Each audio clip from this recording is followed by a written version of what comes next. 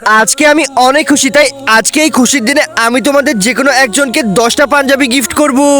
কি 10টা পাঞ্জাবি? মন্ত্রী যাও গিয়ে 5টা কলম আর 5টা খাতা নিয়ে আসো। এই যে নিন মহারাজ, সবাইকে একটা একটা করে দিয়ে দাও।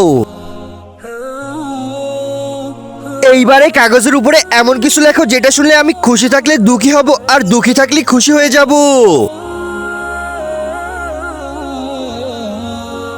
আপনি অনেক সৎ, এইটা পড়ে তো আমি খুশি হলাম না।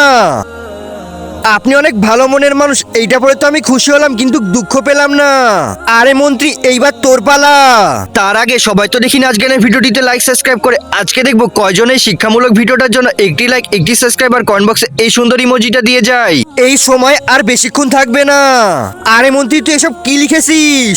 আরে মহারাজ, এখন আপনার সময় অনেক ভালো যাচ্ছে।